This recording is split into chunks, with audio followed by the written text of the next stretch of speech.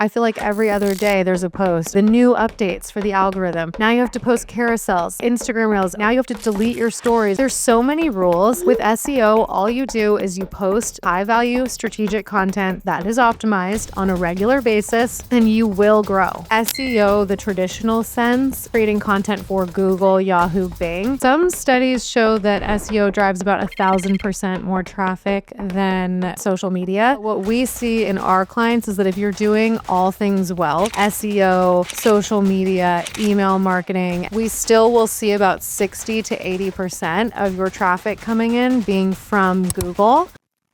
Yeah, it's crazy. It's big stats. When you create social media content, you're creating something that is going to potentially drive traffic for 24 to 48 hours. If it goes viral, it's maybe a week or two. If you create a blog post, it has the potential to perform and drive traffic to your website for 2 to 5 years. When you stack those up, there's no way to compete with that. That's really powerful. It honestly is the thing that separates a lot of creators that get off the ground versus those that don't. For the people listening, if they could change one thing about their strategy to include SEO that would impact them the most, what would that takeaway be?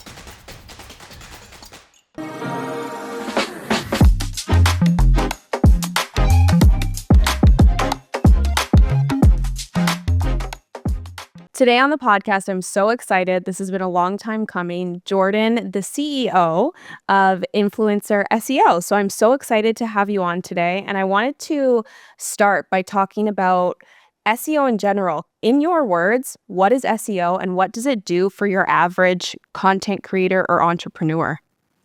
Okay, so SEO is basically the process of creating content for the specific purpose of trying to pop up as a result in search engines. So Google is a search engine, YouTube is a search engine, Pinterest is a search engine. So you're creating content so that you can pop up whenever someone's typing in a search as the top result, and then you can get that traction, get that traffic, get that attention. Okay, that's really cool. And so, like, from my standpoint, the basis of SEO and how I use it every single day as a creator and an entrepreneur is like the hashtags, the titles, like on my videos, especially with TikTok. I love that the algorithm catches things and you're allowed to like use that as a search engine. How do you differentiate using SEO for specific content pieces versus building a piece of content specifically for the purpose of SEO to drive sales, to drive awareness? Yeah, so I think of SEO, there's of course going to be search engine optimization on any platform that is a search engine. But when I'm talking about SEO, I'm mostly referring to a website that is creating blog content specifically for your traditional search engine. So these newer social platforms like TikTok or even Pinterest, they are search engines in a way, but they're more social by nature. So they work for searching, but the sole purpose isn't necessarily for search. Sometimes it really is just for entertainment or, people are boredom scrolling, things like that. I would say the main difference is that SEO, the traditional sense, in creating content for Google, Yahoo, Bing, it's much more effective and it's going to drive a lot more traffic to your website. So if your goal as a creator or as an influencer, podcaster, blogger, digital entrepreneur, whatever it is that you're labeling yourself as, if your goal is to get people onto your own platform, which would be your website for the purpose of driving sales, getting signups, getting a listen to your podcast, traditional SEO is going to be your best bet. Wow, that's so interesting. And you said like a lot. It'll drive a lot more traffic. And so you work with clients every single day. What does a lot look like? So some studies show that SEO drives about 1,000% more traffic than search or than social media. Wow. So, and I mean, it's every study is going to have a little bit different data because they're looking at different clients and pulling different information. But what we see in our clients is that if you're doing all things well, so if you're doing SEO, social media, email marketing, and then also building a really strong community that's going directly to your platform, we still will see about 60 to 80% of your traffic coming in being from Google. Yeah, it's crazy. It's big stats. And that's for bloggers, especially that are larger. They're getting 50K plus sessions per month to their site. So the bigger your site is, the more traffic you're getting. It's the more likely it is that you're going to be getting traffic from Google, Yahoo, Bing. That's actually really interesting. And so, coming from like, I'm thinking from a creator mindset right now, it's like, okay, I automatically think of my platforms in which to like gain an audience: YouTube, TikTok, Instagram, all of those. Realistically, if I'm being smart, and ironically, my TikTok just got suspended, so a whole audience just got taken away from me. I should focus like on an SEO strategy as part of my social media business strategy to gain clients, awareness, etc. 100%. And there's multiple reasons. So there's the big reason is it's the platform that you own. So if you're driving people directly to your website, because think about it this way, if you're building a community on social media, they're following you on social media, they're engaging with your content, they're giving you likes, follows, saves, but how often are they really going to your platform? So Mhm. yes, they're a member of your community, but they're not an engaged member enough that they're just going there specifically for you. They're going there for everyone that they're following.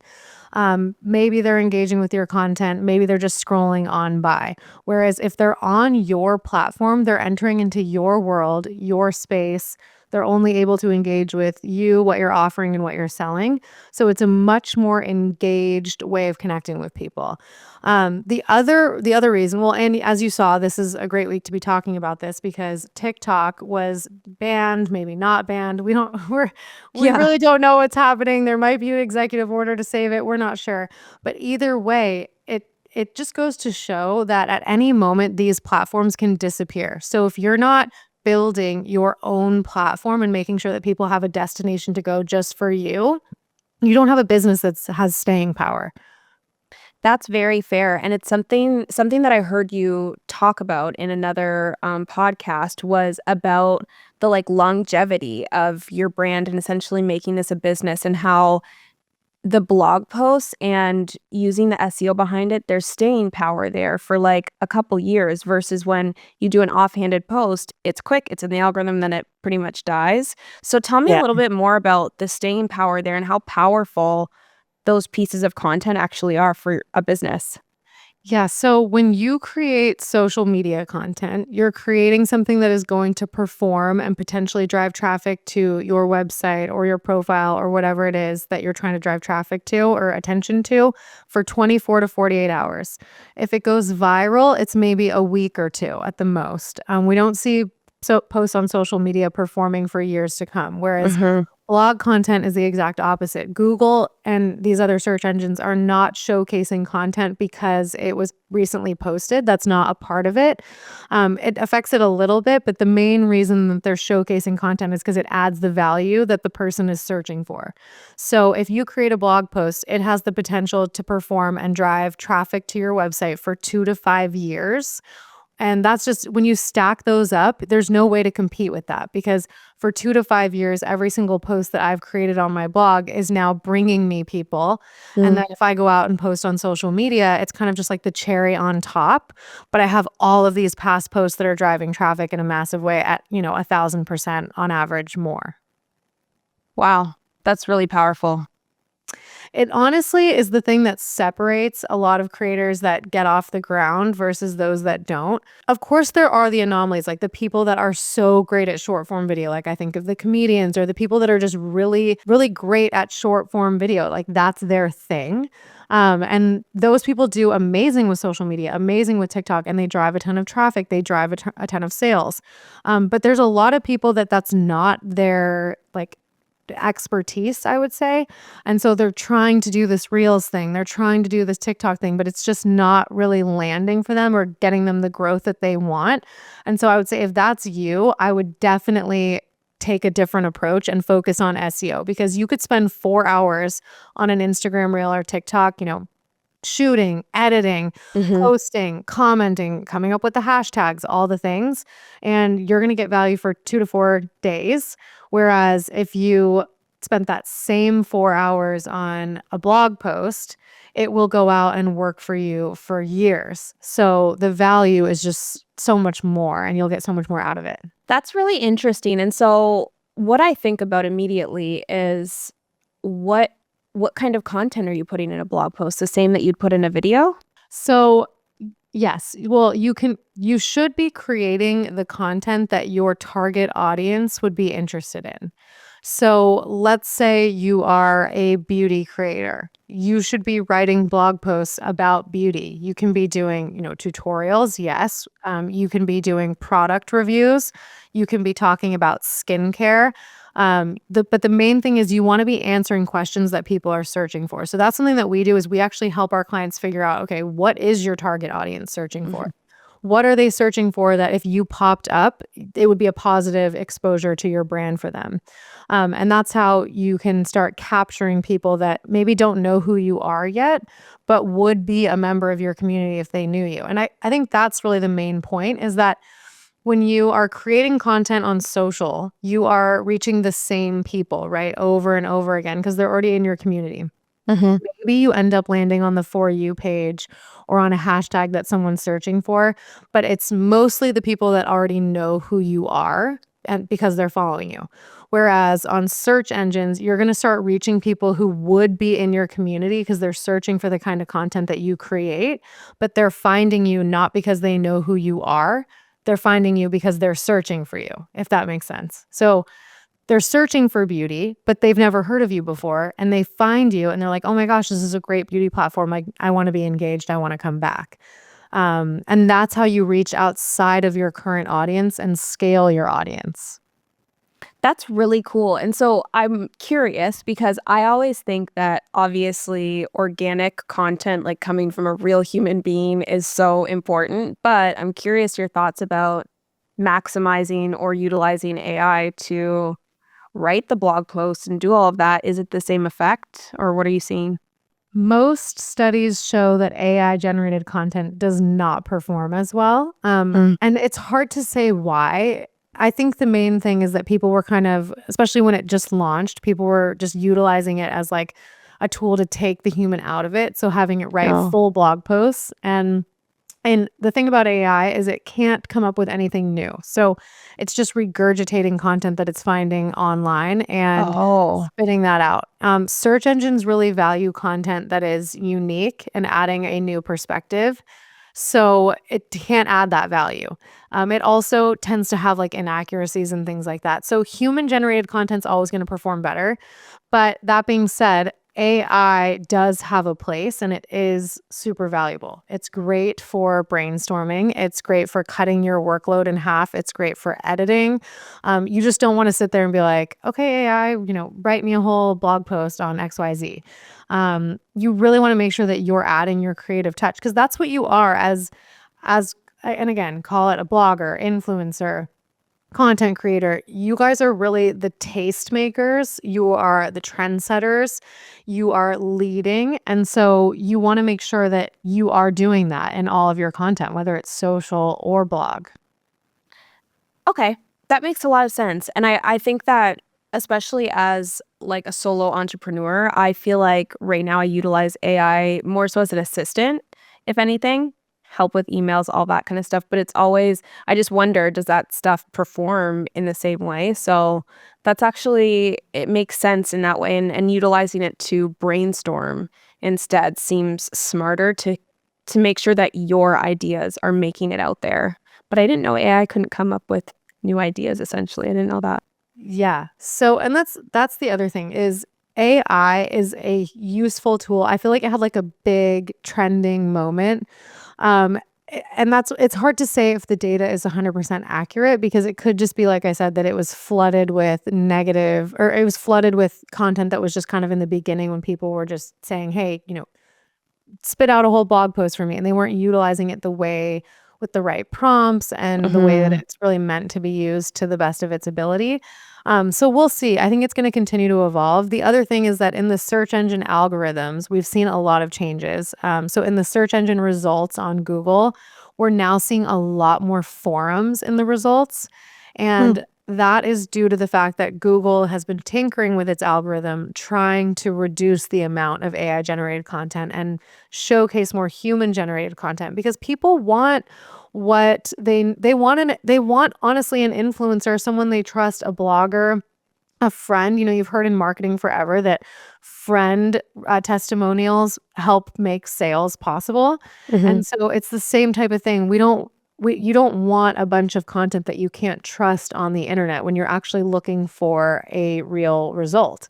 So we've seen a lot of these like Reddit forums, LinkedIn threads, things like that popping up in the search results. So I think that's a sign that Google is trying to focus on human generated content and not just have it be like all AI answers.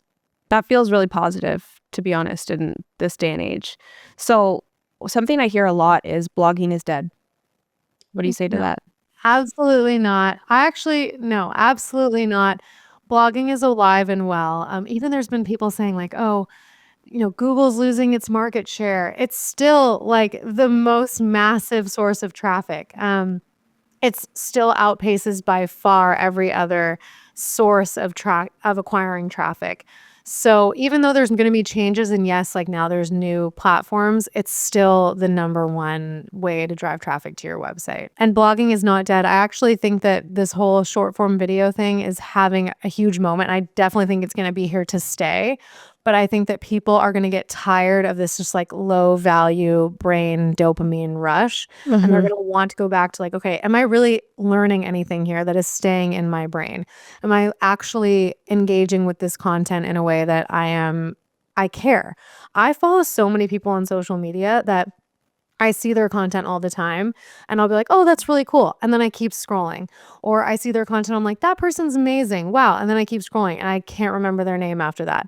And that is not a way to build a brand that is massive. And that's the great thing about what I've done in my career. I guess the benefit that I've had or the opportunity that I've had is to work with some really, really big influencers that turned into massive brands, have their own product lines, have licensing deals, and all of them have built this community offline because it's so much stronger. Like if someone's willing to go to your website and go to your land, the world that you've created on your website, if they're willing to go there and spend time there, it's because they actually care about you and your business and what you're talking about. So when you go and you do launch your own product, they're going to buy it because they actually love you. They don't just love Instagram or love TikTok and spending time there and being entertained.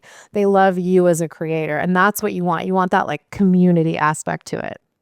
I love that. So, how did you get started in the SEO world and just building your whole business and career behind it? So, out of college, got started in the internet space because I built a political social networking platform. It was my first business. I was, like, 20 That's years old. cool. I thought I was gonna change the world. I was so excited. I built it was a debate platform, and I thought, "Oh my gosh, everyone's gonna debate and read each other's comments, and it's gonna be, like, a totally respectful space. Everyone's gonna love it and see each other's sides." That obviously didn't happen. And I think because I learned that I wasn't going to change the world, that I kinda got burnt out on politics, which, I mean, Mm. kudos to anyone that's in that space, but it was just, like I said, I wanted to change the world, and it ended up being, just kinda back and forth, people arguing, and I was like, "Okay, that's not what I wanted this to be." So, my first business totally failed, and that's where I would say in my life I had my first, like, pivot moment. Mm. I went from politics to working for my sister-in-law. Her blog and business is called The Skinny Confidential. It's Oh, now a podcast, she has her own product line, but at the time, she was launching a fitness app platform. So it was a social network, but for fitness. And she said, okay, I was like, I need a job. And she was like, come, bring your skills from your political social network. I need someone to help with the back end and all that. So I went and worked for her. And that's where I fell in love with the influencer space because like she just taught me everything A to Z of like, reward style had just launched at the time. I know it's LTK now, but she was one of the first on that platform. And so I got to learn how to use that. I helped her with photo shoots and really learn the back end of what she was doing with blogging and SEO, even more so than what I was doing before. And I just was like, okay, this space needs SEO. Mhm. She was doing SEO. I helped her with her SEO. And I could just see that there was a lot of bloggers that were really approaching blogging from a creator like hobby space. They weren't looking at the data and saying, okay, like how can I grow this? They really just were creating for their readers, which is so valuable in itself. But SEO is kind of how you take it to the next level. So I worked for her for a few years. She was an amazing mentor, still is. And I, at some point, decided, like, okay, I have to go back to doing my own thing. I always wanted to be a business owner. So I decided to spread my wings and fly again, and launch this company, Influencer SEO. And that was 8 years ago. Wow. So since then, I still handle her SEO, and my brother, he started Dear Media. It's a network, a podcast network. Oh, wow, that's so cool. Yeah, so I've been still a part of, helping them with their SEO, and they're still incredible mentors, and everything that they're doing is so incredible. So it's been fun to see. I guess in my experience, it was very cool to be at the beginning of the influencer kind of like movement through Mhm. my sister-in-law's company, and then to really see it through all the way to here. But now over the last 8 years, been working for so many different content creators and seeing it done in so many different ways. But I would say the one thing that I really think does separate the ones that go on to, create huge product lines or start a successful podcast or get a licensing deal with, have their product in Target, whatever it is the fact that they build this strong community off of not just on social media. That's so powerful, and it's really cool to understand the trajectory, and I love there's, like, 2 points. I love that your first well, I don't love that your first business failed, but I love the perseverance. I think that that's something that a lot of women and a lot of just entrepreneurs don't see right away when they're starting their journey. They think that, like, they could look at your company right now and just be like, "Wow, good for her. It's been in business for 8 years," when really there's this huge backstory there of something failing. You had this idea, it didn't work out, and then you had to pivot. And Yeah. so do you like, how do you see that working in the clients that you work with today? And the differentiators between people who are successful in the industry and people who their brands fail? The creator space is tough because in a lot of ways it starts as a hobby for a lot of people. And so it's not like if you're launching a restaurant or something where you approach it immediately from day one as a business. Hmm. And it's not a space that I think a lot of people go into because they are like business people. And I mean like administrative people. And I'm definitely not a business person. I had to learn a lot of that. Yeah. But so they go into it with this like creative mentality, which is what makes them successful initially. But then there is a point where you have to say, okay, is this going to just stay a hobby or is this going to become a full-time income? And am I going to run it like a business? Am I going to look at my data and see what's actually working and what's not working? A lot of creators, I think, fall into this trap where they are just doing what they think is what will work because they see other people doing it. What's trendy. Like I would say short form video is definitely something I consider as like a trend. Mhm. A lot of people, everyone's doing it. Everyone thinks they should be doing it, but is it actually working? Like what is a save for your business? What is a share for your business? You know, followers, okay, yes, that's great, but are they actually buying what you are selling? Are they going to your website which is where you make money, especially as a blogger? And are they actually engaging? Like podcasters, all of those clips that we see, short form video clips of podcast clips, how often does anyone actually go and listen to the full episode? I see podcast clips all the time and I'm like, So true. wow, that's amazing. What a great point. Scroll. So I think at the end of the day, it really comes down to what is actually getting people to listen to your podcast, to buy your course, to buy your product, to go on your website and look at your outfit review and buy the things in your outfit. What is doing that? And 99% of the time when I'm looking at clients' websites, it's going to be the SEO, even if they haven't really focused on SEO in the past, because it's that powerful. So then when you put all of your energy into SEO and you really build a strategy there, you become a powerhouse, and it's compounding, and no one that is not doing SEO can compete with that compounding nature of SEO. That's a very good point. Nobody who's not doing SEO can compete with somebody who is.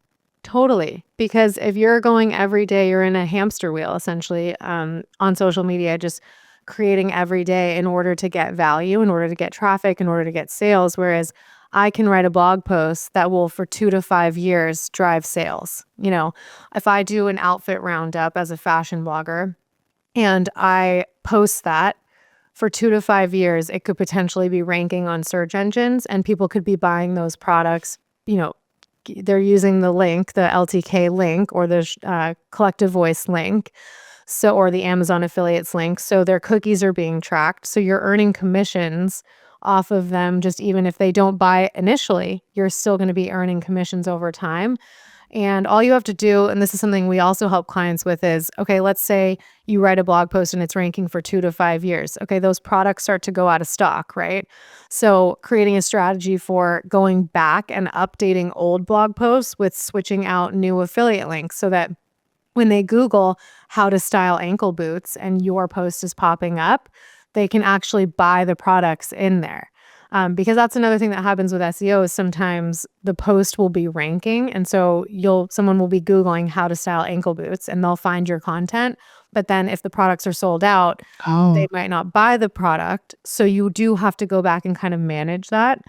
But still, you're earning commissions constantly off that old stuff. And then you also can post new content and you can post on social media. So this isn't taking away your social selling or the value that you're getting out of social media. It's kind of just, I would consider the blog post to be the first thing that you do.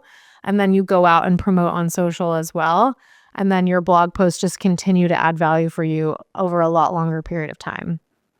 that's really interesting. So, like with the blog posts, like I love Pinterest. I love scrolling on Pinterest. I buy stuff from there. Can you make a full-time income from integrating blog posts with Pinterest and having those affiliate links in there?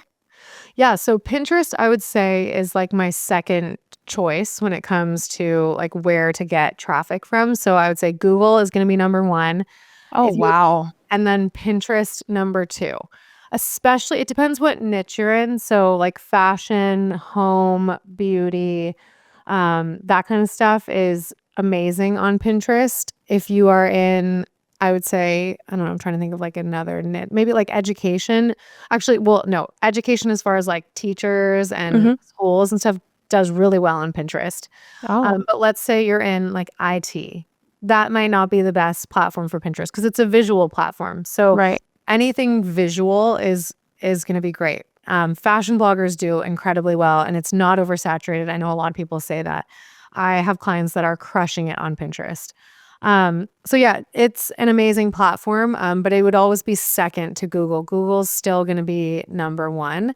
But you should be doing both. So you should be creating blog content that hopefully ranks on search engines. And then every single image in your blog post should go onto Pinterest. And you should have a strategy for Pinterest that is optimized for keywords. And all of your boards should be organized in a way that helps categorize them. So it's very easy to tell what is what is your account about. So, for example, if you're a fashion blogger, you don't just want to have a board that is like outfits. You would want to get very specific. So, you want it to be like spring dress outfits. That would be one board. And then maybe you have another one that is like ankle boot outfits, summer pants outfits. You really want to get specific with your boards so that it just helps the algorithm categorize everything. And then when people are searching on Pinterest, your content is popping up. That's really cool, and I'm interested. Do you have any clients? Because I think that the people that I work with, one of the biggest hesitations that I see with people is like they're afraid to post, right? They're afraid to put their likeness out there for people to see them. I find like if you were using like an SEO approach with Google and Pinterest, that fear isn't there. Could somebody essentially build a whole platform just on this like website and Yeah. then link things through and really not have to quote unquote put themselves out there on social media? We have case study sites that are completely faceless. I mean, think about it this way. What is Cosmo Magazine? What is the Every Girl? Like, what is those platforms are publications that Wow. don't have an influencer behind them, right? They are just creating valuable content. Think of any time you've Googled something, right? What are the answers that you get? It's not always just like someone's face that is putting out there. So that's the other thing is there's especially for people who are not like, and I was this way. I mean, I'm 8 years into my business and I'm just now starting to be like, let me do more podcasts. Let me put myself on social media because I just focused on my SEO. I Hmm. just, I enjoyed being in the background because I am an SEO person. I'm not an influencer. But the thing is that now because everyone is online, you almost have to be an influencer. You have to find a way to acquire traffic in a massive way online. And so everyone kind of has to take some sort of approach online. And SEO is it's a much easier way. Also, you don't have to sit down and like film yourself for Hmm. SEO. You don't have to record yourself. You don't have to get ready. You don't have to like worry about lighting. You just have to sit down and write content and then post it. And if it doesn't rank, like maybe no one sees it. That can happen. But the other thing too is that it's not people that you know that are going to see it. It's not like when you start a business and you start posting on social media, it's friends and family that are seeing it in the beginning. And who do we all most fear judgment from? In most cases, it's friends and family. And, they're not even your target audience. So you really shouldn't care what they think, right? That's what I say all the time. Yeah, but we do worry about the opinions of our friends and family. And so SEO is a great way to get around that because you're just publishing online and you know that the people that are finding it are actually interested in the content because they were searching for it and they have no idea who you are. So there's Hmm. not a judgment there. So it's a great way to kind of dip your toe into the content creation, pool, I guess. That is I love that point of view because it's such a big hurdle that people face. They're like, "I don't wanna put my, like, face out there," or it's just a barrier for them, right? And so it's, like, really interesting to think about that possibility, and even when you use the magazine comparison, it's like, if you thought to get, like, really creative, you love the beauty, you love this, you could create essentially, like, a magazine page where it's not based off of you, but affiliates are so powerful in earning, like, a full-time income. Totally. Totally, and it's not for websites, it's not just the affiliates. You can make money off of, yes, affiliates, but then you can make money off of if you sell a digital product or a course. I mean, there's a lot of online coaches now, everyone knows that. You can make money off of sponsored content, so brands can directly reach out to you and say, "I wanna pay you just to create content." You can license your content to them, so let's say you get paid for a sponsored blog post and you create 20 images. You can use 10 of those images in your blog post and you can license them all 20 to use in their content so they can use it on their own social media, their own platforms. They can use it in their advertising so that they don't have to go and pay a photographer to, and set up a whole photo shoot, which isn't their expertise. That's your expertise. So you can license it. Then you can make money off ad networks. So things like Mediavine or She Media. There's a ton of different ones out there, but basically they manage the ads on your site so that you can earn money just off people being there. And that is amazing because with SEO, if you're going to be reaching all these people that are just coming to your website organically and automatically because they're searching for how to style ankle boots online and they are on Google and they find your content, you're making money off of them just being there. So, and you can make you can make good money, passive income off of ad networks. So it's kind of that total approach that ends up making bloggers a lot of money. That makes sense, and especially, like, what I see just as a consumer standpoint, the blogs that I visit most are, like, food, like, looking Mm. for recipes, food blogs, and I always see the ads, and I'm always it's like you have Yeah. to scroll through a full thing, like somebody's life story until you get to Yeah. the recipe, but that's so interesting. So, in that type of case, it would be they're part of an ad network? Yep, they are part of an ad network. So they're making money because you are there looking at that content. And if you click on it, they make money. So it's like a whole thing, but even just the impressions make money. Mhm. Wow, that's really cool. And going back to when you had said like that there was some nervousness as far as like putting yourself out there to create content. I one other point I wanted to make on that is that I think a lot of the time people are also like, will anyone like this content? Like, is this what people want? And that's another reason I love SEO because you're not creating content just out off of a whim. You're choosing the topics because we can see that people are actually searching for it. So we can see, okay, people are searching, 10,000 people per month are searching how to wear ankle boots. And within that, they're specifically searching for how to wear ankle boots with skinny jeans and with, boot cut jeans and with a dress. So we know, okay, this blog post that you're going to write about how to wear ankle boots should include all of these things. So not only are you creating something that people are generally searching for, which is the main topic, you're also within the post giving them the value that they really want. And we can see all of that when we're doing SEO strategy. I love that. So, do you have an example? I know I'm totally putting you on the spot, but do you have an example of something that comes to mind of a case study of somebody that came to you, a client, where they weren't doing anything? They implemented SEO and then their business boomed. Oh my gosh, tons of case studies. On our Instagram, it's just influencer SEO. We post these all the time Oh, because okay. yeah, there are tons of them. It takes time when you're first starting. So if you're starting from scratch, I would say you need to plan on putting in a year. It's Okay. gonna take time. If you have an established website, you will see results right away, but you should plan on putting in 3 to 6 months minimum to see what's really possible. Mm. SEO does take time and there is a bit of a lag, but especially when you're starting out in the beginning, like you just launched a website or you just started blogging, it can take a year. And most studies say that a blog post won't reach all of its like keyword rankings until about 12 months in. So you have to think, and that's with 12 months of consistency, of adding value, of creating high quality content. And that's the thing. People are like, oh my gosh, that feels like it takes so long. And I remind you, how long have you been posting Instagram reels that are not moving the needle? And the thing about SEO is I say, okay, it's going to take time, but really it only feels like it's taking time because you're not getting the instant gratification of likes and comments, but really all along the way of that 12 months, you are getting people to your website. You are growing. You are creating traffic. It's just not at this scale that I like to see, which is, like massive growth, which that takes a little bit longer. But you're still getting results and you're getting more results than you would if you were posting on social media.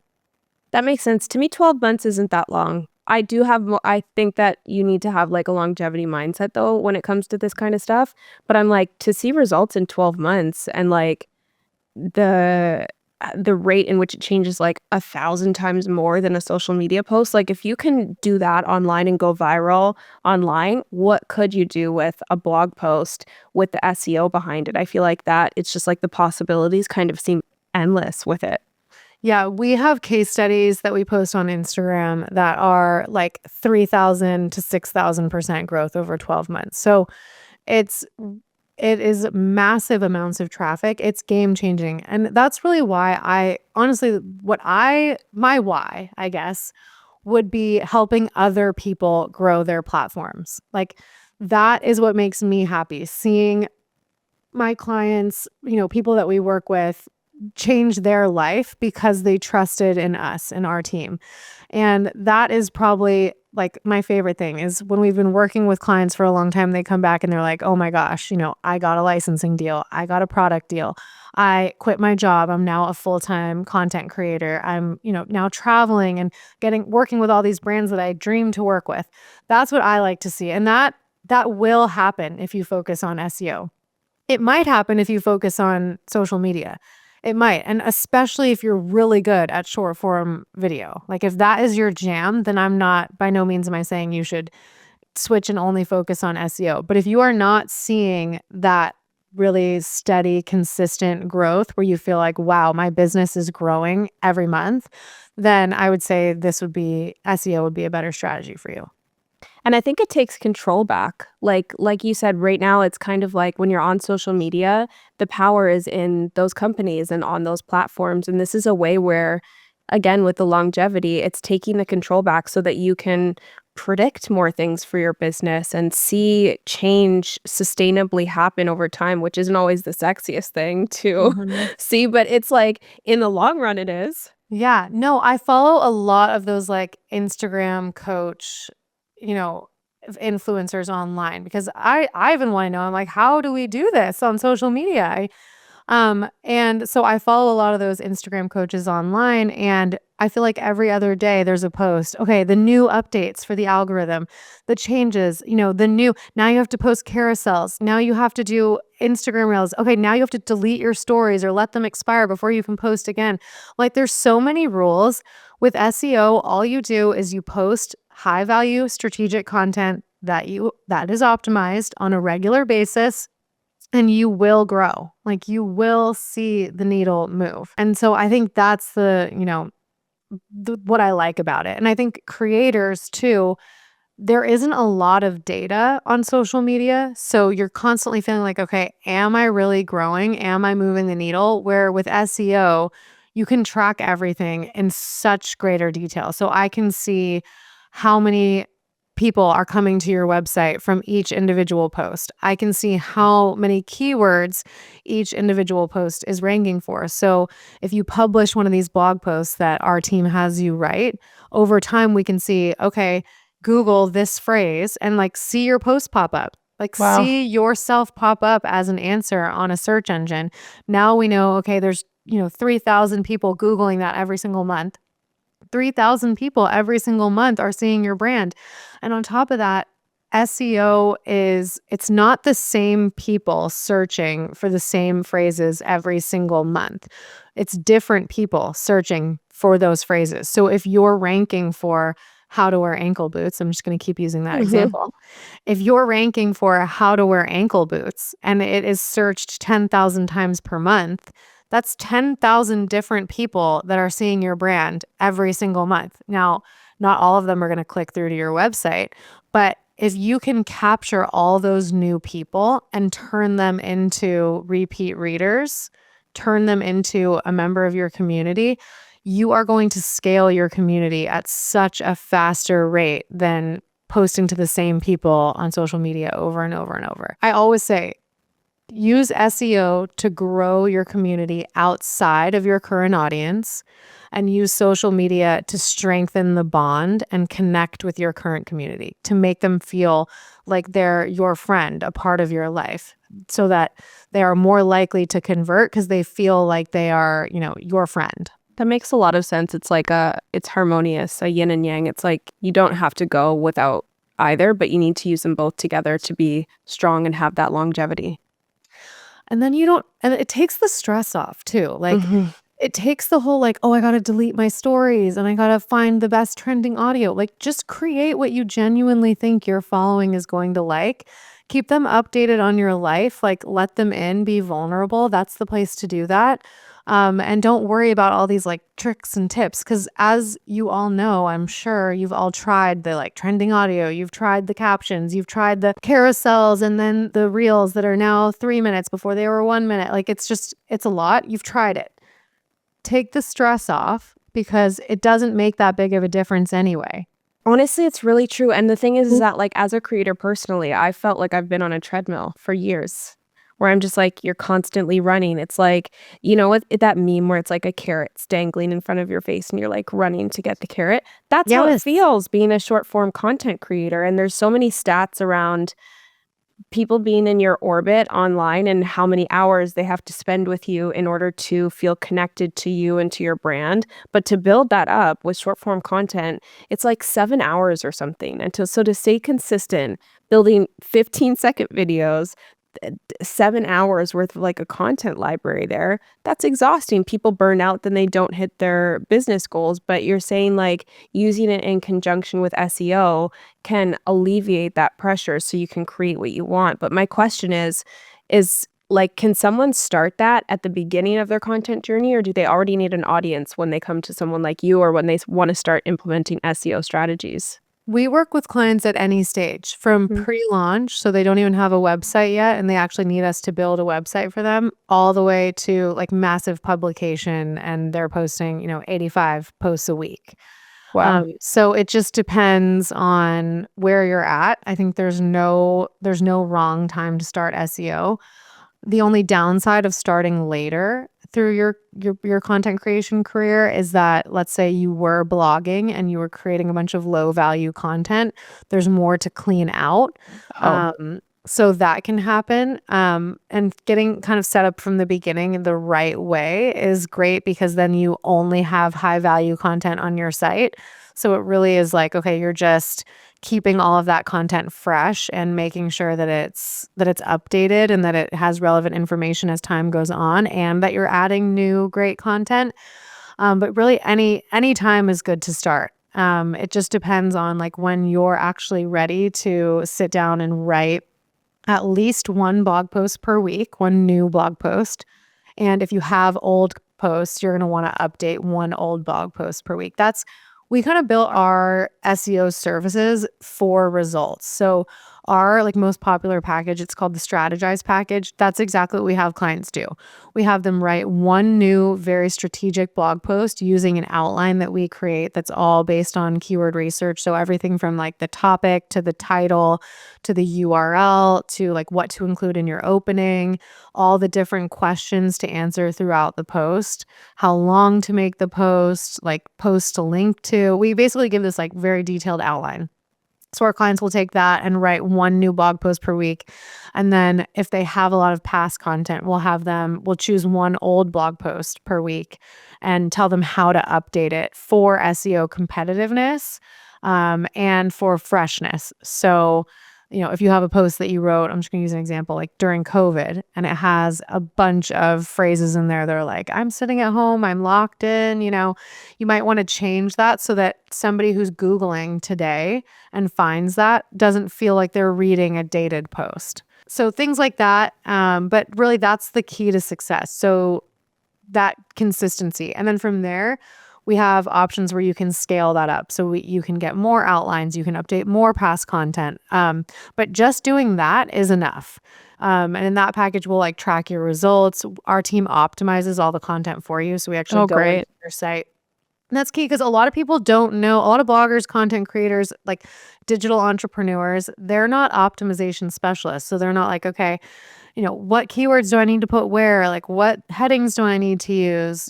How should my link structure be? All those things. So we go in, we add all that stuff for you so that it's just done. That's really nice. And you said high value versus low value content. What does that look like? High value content would be informative content that is optimized. So it can't be something, let's say, I'm just going to use that same example. How to wear ankle boots. You can't just say, how to wear ankle boots. Okay, you wear them with pants. Like, you got to, like, really dive in, and you got to know, what are people actually looking for? What are they asking? Are they asking for how to wear ankle boots with skinny jeans? Are they asking for how to wear ankle boots with dresses, with, shorts? What are they asking? Are they asking for all of those things? And so do you need to include all of that value in there? Also, what is an ankle boot? Like, there's different types of ankle boots. So maybe having an explanation of that, and examples of different types of ankle boots with photos and things like that. All of those things we figure out. And again, I'm just giving you, like, an example based on, my intuition of what that would be. But the way we figure it out is we actually go and look. So we look at the keywords and see, what are people searching for? And then we also do a manual search and see, in the Google rankings now, what do the top ranking blog posts have? So if all of them have this certain value, you need to add that certain value and some. Hmm. I love how strategic that is. Yeah, it's funny because SEO, a lot of people try to make it sound very technical, which there are technical aspects to it, but a lot of it really comes down to a lot of common sense. Like, when I say that, most of the time the reaction is, "Oh yeah, that makes perfect sense." And it does make perfect sense. You just have to create the value that people are expecting when they search, because that's the goal of Google. Google's goal, and it's all its algorithm is trying to do, is provide the actual value or the answers to what people are searching for so that it is a valuable search engine. So Mhm. that when you go to Google, you find what you're looking for and you're more likely to go there than anywhere else when you're searching for something. That's really cool, and honestly, the way that you broke it down is very digestible too, because I think that as a content creator, you can kind of get overwhelmed by, "Oh my gosh, this is another thing that I have to do," but when you break it down so easily, it's like 1 a week. That's good Yeah. enough, you're gonna get your results from that. That seems like a task that most people, when they really want something, when they're trying to grow their business, could 100% take on to see the results of X times a thousand. And let's put it this way, there's 52 weeks in a year. Okay, so if you do one a week, that is 52 blog posts that could potentially rank that will be driving traffic to your website for the next 2 to 5 years. You do that for 2, 3 years. And I mean, I'm not the best at math, but we're like 150 something, right? We're 150 something posts that are out there performing for you for 2 to 5 years. I know people that are creating, social media content 5 days a week that I think takes longer than writing a blog post because you Mhm. gotta film, you gotta look good, all the things. Um, that is only gonna add value for, 2 to 4 days. Yeah. 100%, and it's like, that's where that feeling of running on the treadmill comes in. I posted content every single day for years, and it's like, it's just a way to, if you're not extremely dedicated or if just life happens, right? Like, people have kids, life comes up where you can fall off the treadmill, essentially, and I wanna pivot for 1 second and ask you quickly about YouTube. A lot of people really wanna get into YouTube. You said it's a really big search engine, essentially. And so talk to me about how a creator can be successful using SEO on YouTube. Well, YouTube is owned by Google. Um, Really? I didn't know yes. that. Yes. So they go hand in hand in a lot of ways. A Wow. lot of the time when you Google things, you will get in the search results, you will get a YouTube video as your answer, but YouTube in itself is a huge search engine. It has massive, I don't know the exact stats as far as how it compares to Google specifically, but I know it's huge. So I would say that Google or YouTube would definitely be a place if I was into short form video, into long form video, I would definitely be there because you can also monetize YouTube in itself. And I don't see YouTube as a platform like disappearing Mhm. necessarily, like TikTok or like Vine. I don't see that happening in the future. I only see it growing. So I think that it's definitely a place I would invest, especially if you do well. Like right now, if you are freaking out because TikTok may or may not be banned, who knows? I would be downloading all of my TikTok videos and start putting those into YouTube shorts because, and that's the other thing, most of the time I see in my content creators that I work with, YouTube, if they have a strong YouTube presence, it does drive traffic to their website. So you can be very successful there. So I would definitely say it's a great platform and it can actually help your SEO as well. So if you are creating YouTube videos on the topics that you're writing about, adding a YouTube video to your post so that the value in the post is now both in visual and in text can help a lot, especially depending on the industry you're in. Like beauty tutorials, sometimes you do need a video because you need to watch. You need to see somebody doing the makeup routine or the skincare routine or whatever it is. Reading it just doesn't hit the same. So I think search engines understand that as well, that sometimes video content is preferred and that's why it can help. It's just a very interesting perspective that you bring because it's like, I just think people had their preconceived notions about blogging for a long time, especially since short form content has gotten big over the last like 5 years. And realistically, it's like if you're making the video, re- I always say repurpose your content in as many ways as you can. But when you want to expand it even further, putting that video, again, if you're like a beauty creator, fashion, whatever, putting that video in your blog post or in YouTube and connecting all of these things so everything works together holistically to give you the biggest ROI on the piece of content that you're making, and just expanding it a little bit with a blog post feels like a genius strategy that not a lot of people are using. Yeah, and there are specific industries in the creator space that I think it makes like even more sense for to really gain a competitive edge. So podcasters, for example, their podcast SEO is difficult because people are not really using the like Spotify and iTunes as a search engine Mhm. unless it's something that unless they're actually searching specifically for a show. So if there's searching for your show on iTunes, of course it's going to come up. But how do you reach outside of the audience that already knows who you are, that is searching directly for you, and reach your potential audience? So if you go to Google, I'm sure you guys have all Googled things before. It's not very often that you Google something and a podcast pops up as an answer, unless you're really searching for the podcast. So if I'm searching for, like we'll just say mental health tips, I'm not usually going to get a podcast as an answer. But let's say you have a mental health podcast, you can create blog posts around mental health. And then throughout those blog posts, you're linking to your podcast episodes on those topics and driving people to listen to your podcast. And the genius thing about this is that podcasters are still kind of in the scroll mentality with their episodes. So like once the episode is old, they're not promoting it anymore. It's kind of Mhm. just like fading off into the distance and disappearing. And that affects your numbers because really you're just relying on your new episodes to pull all the weight for your listenership and your subscribers and things like that. So if you have blog posts driving traffic to your old episodes for 2 to 5 years after those episodes go live, it is going to boost your numbers. So you're going to be able to say you have more downloads, you have more listens. People are going to be subscribing at a faster rate just because you're paying attention to those old episodes that nobody else is in the podcast space. Wow. That is so cool. It Especially as a really is podcaster, fun. I love it. Yeah, like, that is so cool. I'm like, what a SEO is like the biggest hack, I swear.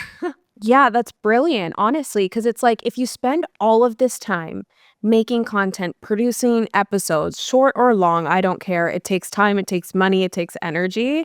Get Warm. the most out of it. And if you can get the most out of it for years, that just like completely changes the game. Because then, like, for creators and entrepreneurs listening, anyone who wants brand deals, it's gonna support your analytics for years then. Totally. Totally.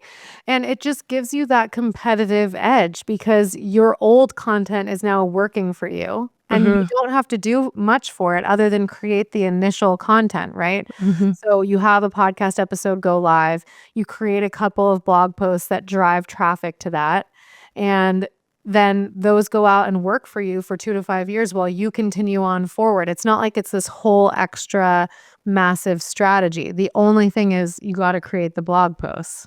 Mhm. And so, to wrap up, I wanna ask you a question. For the people listening today, if they could change one thing about their strategy that they're doing right now to include SEO that would impact them the most, their sales, their brand deals, their personal brand awareness, what would that takeaway be? Just get started because this is really a long game that you are going to be chipping away at every day. Like I said, one post a week. And in a year, you're going to have 52 blog posts performing for you. In 2 years, 100 plus. 3 years, 150 plus. Those are all things that are going to be working for you. And so just start and get it going so that you can put this mountain underneath you that is working for you. I love that. You honestly have me fired up. I am, like, so excited. I'm like, "Oh, this has to happen. You have to do it." I'm like, I'm gonna be the biggest SEO advocate now. And I mean, I already am in terms of hashtags and all those things, but it's such a low level scale. Like, I haven't been thinking bigger about it for years, and the blog post, I didn't understand how that worked before, but this was such a digestible way to understand the power behind SEO. What does your team structure look like? My team structure, I have 26 people working with me right now, Wow. and my team is incredible. I couldn't do this without them, honestly, and it grew very organically. I know and again, I know the trend in the internet space is like the fast businesses that like grow so fast. I definitely am like slow and steady wins the race. I've grown very organically, and I'm grateful for that because I got to learn along the way how to build a team, how to manage a team. I think if it had grown any faster, I wouldn't have been ready for it. I wouldn't have been, able to manage a team or be a good boss. Hopefully, I'm a good boss. Shout out to my team. They're like, she's lying. She's terrible. So yeah, my team, we're very systemized. We're 100% remote. That's probably one of my favorite things about what I do is I'm a mom. I'm a mom of two, and I couldn't imagine working in a traditional business setting. It just wouldn't work for me. I'm also a homeschool mom, so I'm Wow. very involved with my kids, and I couldn't imagine going to work every day and not seeing them all day long. I know so many people do that, and kudos to them, but I feel like I wouldn't be able to cut it in that sense, and the team that I've built in a lot of ways is very similar to that. So I have a lot of moms, a lot of like digital nomad types that are moving all around the world throughout the year, and so they need that flexibility, and so we've just built a team that is like streamlined and systemized. Everyone is independently working, but also as a team. So it's honestly been incredible. I'm just grateful. I'm grateful for everyone. That's really inspiring. How do you manage homeschooling and your business? Well, so we do have like a teacher that comes to Oh, help with the more beautiful. traditional, but it's only for a few hours. And then the rest of the time, the kids are in activities or playing at home. Most of the time, we're really close to a lot of theme parks. We're in San Diego, so they're out and Fun. about doing that kind of stuff. But I'm into horseback riding, so we've got horseback riding lessons, we've got gymnastics, yoga for the kids, all those kinds of things. So we'll see how it goes. They're still young, so it could change in the future, but I love it because again, I really like to be in control of my Mhm. life and my lifestyle, and I love that I'm in control of my schedule. I don't have to like wake up and rush out the door to get them to school every morning, and that just seems like a very stressed morning. My mornings are like I go for a walk, I work out, I've got my podcast going. Um, so it's just a different lifestyle, that both my husband and I love. So That's beautiful. And you built it all essentially off the back of SEO. one other thing that I definitely feel like I have to say for your readers is because we've kind of been like, mostly focusing on SEO, and I know that it's just a fact that brands like to spend a lot of money on social media and they have a Mhm. harder time recently, which hopefully that changes because I think they should wake up to the fact that the more powerful brands really are blog driven. Um, you can use your SEO to grow your social media faster. And what I mean by that is, again, if you're ranking for how to wear ankle boots, that's 10,000 people that are searching that every single month, new people every single month. So if you know you have that ranking, you can go and put plugs to your social media in those posts that are reaching all those new people. And that way you're driving people from the search engine at scale. They're going to your blog, they're seeing your blog, but then you're funneling them to your social media, encouraging them to follow, engage with your social media. So it's kind of like the reverse way that people are thinking about it. But I think that's a much more strategic way to hack social media growth than just hoping you pop up on the For You page and get a follow. No, that's brilliant. Like, that's literally a brilliant strategy and sustainable Yeah. because it performs over time. And it just keeps going, and like I said, it's different people searching every single month, so "Okay, I'm reaching all these new people that have no idea who I am, but they're interested in fashion tutorials. They Mhm. read this post, and so, yeah, of course, they'd wanna follow, and funnel them there and then connect with them more personally on social media." Mhm. And for creators, like, I just think that when I think about barrier to entry, it's like Pictures are so much easier to take, to attain. You can like set stuff up like way quicker than having to produce a video. And so when I think about Pinterest, most of the time what I'm seeing on there is pictures. So even if you're using pictures on there to funnel to like an Instagram or like some other social platform, it just would be such a smart and sustainable way to consistently almost stay relevant, which is also another topic that is hard for influencers to stay relevant over the course of 5, 10 years would be extremely hard. And it's rare. Yeah, totally. Yeah, and like you said, barrier to entry, it's not easy to go from 0 followers to 100,000 followers these days. It's harder than ever before. Of course, again, I'm excluding the people that are just like viral personalities that go viral and they just see massive growth. If that is you, then you know, like that's your platform. That's where you perform best. But if you are not seeing that consistent growth and you're just kind of stagnant, then maybe it's time to consider something else and use this as a tool to actually move the needle. This feels like almost like a secret handbook that somebody handed you where it's like, if you've been trying to penetrate social media, building a brand, working from home, building like a business online, and you're like, you thought social media or posting is like the only way, but you're like, I'm not going viral. I'm not getting the results that I want. It feels like you just like opened a back door and are like, hey, come this way. Yes, come my way. It's Yeah. literally, and again, I just get so happy seeing people like that maybe tried social media for so long and they're like, this wasn't working. And then they do SEO and they're like, oh my gosh, this is it. And I always tell everyone, plan on 3 to 6 months before you start to see results. 6 to 9 months, you're going to be like, okay, this is working. And then a year in, you're going to be in a completely different place in your business. And you're going to know that this was like the best decision you ever made.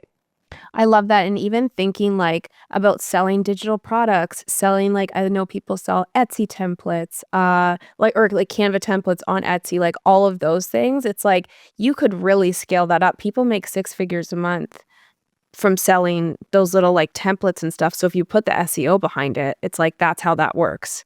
Totally. Yeah. You're selling templates on Canva. Okay. If let's just say you're selling like invitation templates.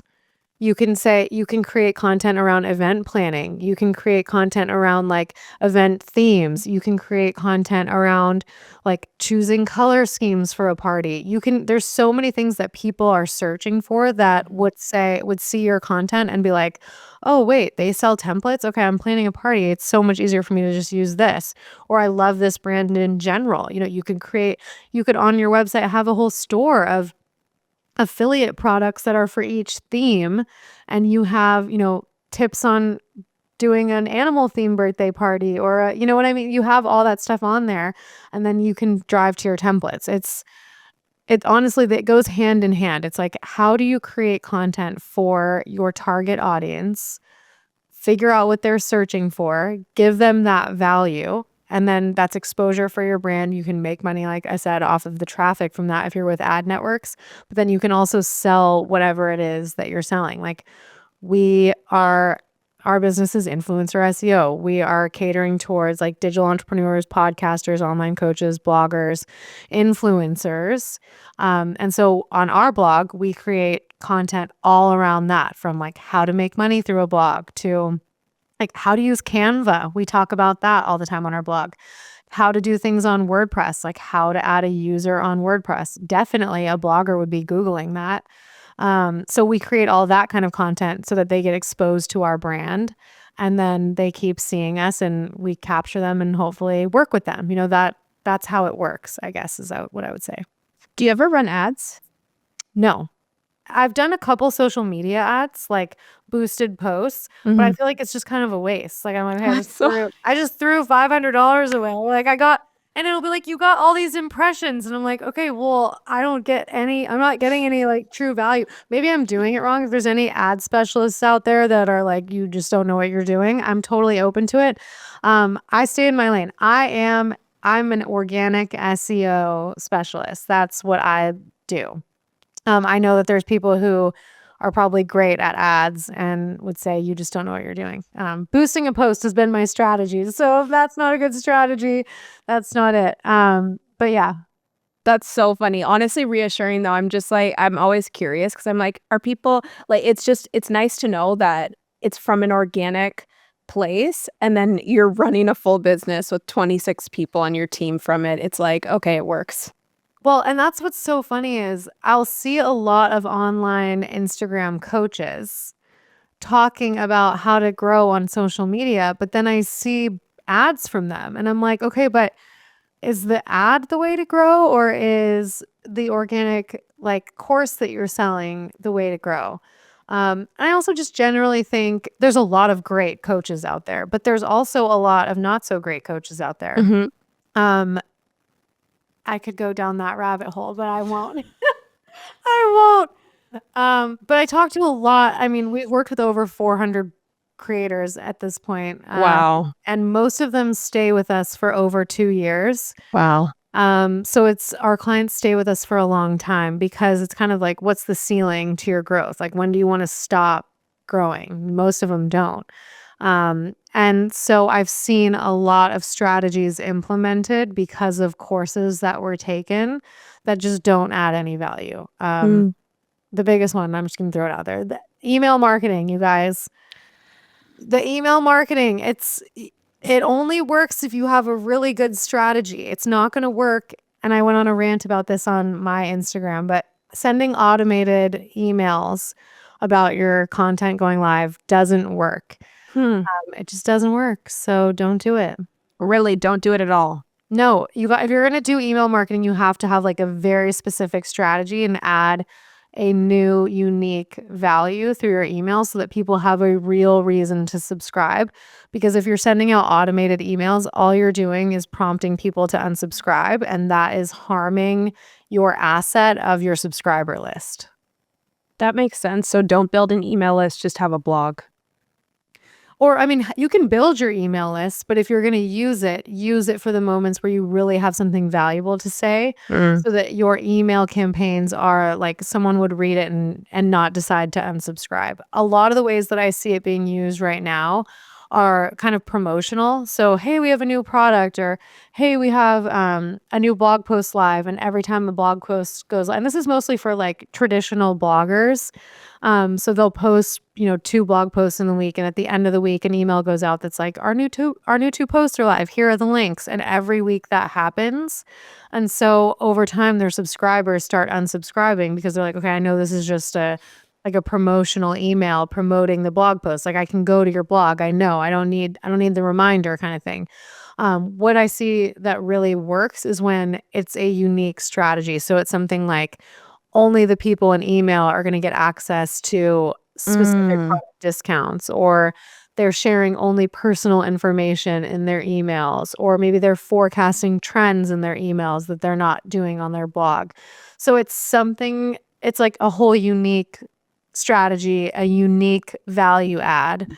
It's not just kind of promotional, I guess I would say.